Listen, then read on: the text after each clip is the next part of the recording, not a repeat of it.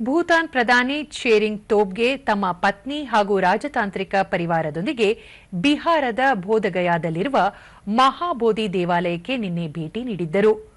UNESCO ವಿಶ್ವ ಪರಂಪರೆಯ ತಾಣವಾದ ಈ ದೇವಾಲಯ ಸ್ಥಳದಲ್ಲಿ ಗೌತಮ ಬುದ್ಧನು ಜ್ಞಾನೋದಯವನ್ನು ಪಡೆದರೆಂದು ಪ್ರತೀತಿ ಇದೆ. ಭೂತಾನ್ ಪ್ರಧಾನಿ ಅವರನ್ನು ಗಯಾದ ಜಿಲ್ಲಾಧಿಕಾರಿ ಶಶಾಂಕ್ ಶುಭಾಂಕರ್ ಮತ್ತು ಇತರೆ ಅಧಿಕಾರಿಗಳು ಸ್ವಾಗತಿಸಿದರು. ಬೋಧಗಯಾ ದೇವಾಲಯ ನಿರ್ವಹಣಾ ಸಮಿತಿಯ ಕಾರ್ಯದರ್ಶಿ ಡಾ ಮಹಾಶ್ವೇತ ಮಹಾರಥಿ ಭೂತಾನ್ ಪ್ರಧಾನಿ ಅವರಿಗೆ ದೇವಾಲಯದ ಐತಿಹಾಸಿಕ ಮತ್ತು ಆಧ್ಯಾತ್ಮಿಕ ಮಹತ್ವದ ಬಗ್ಗೆ ವಿವರಿಸಿದರು. टेंपल को रखा है और यहाँ की व्यवस्था से मैं बहुत प्रसन्न हूँ। आगे मैं जब आऊंगा तो फिर भगवान बुद्ध की आराधना में आप लोग से भेंट होगी और मैं शामिल हूँगा. ದೇವಾಲಯವನ್ನು ವೀಕ್ಷಿಸಿದ ಗಣ್ಯರು ಬೋಧಿ ವೃಕ್ಷದ ಕೆಳಗೆ ಮೌನ ಧ್ಯಾನದಲ್ಲಿ ಕೆಲ ಸಮಯ ಕಳೆದರು.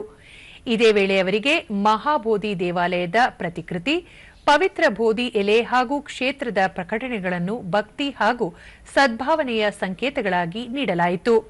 ಭೂತಾನ್ ಪ್ರಧಾನಿ ಅವರ ಈ ಭೇಟಿ ಸಾಂಸ್ಕೃತಿಕ ವಿನಿಮಯ, ಸ್ನೇಹ ಮತ್ತು ಪರಸ್ಪರ ಗೌರವದ ಶಾಶ್ವತ ಬಂಧಗಳನ್ನು ಪ್ರತಿಬಿಂಬಿಸುತ್ತದೆ.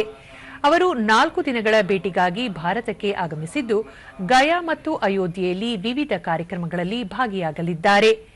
ಇಂದು ದೆಹಲಿಗೆ ಆಗಮಿಸಲಿರುವ ಅವರು ವಿದೇಶಾಂಗ ಸಚಿವ ಡಾ ಎಸ್ ಜೈಶಂಕರ್ ಅವರನ್ನು ಭೇಟಿ ಮಾಡಲಿದ್ದಾರೆ ಎಂದು ವಿದೇಶಾಂಗ ಸಚಿವಾಲಯ ತಿಳಿಸಿದೆ.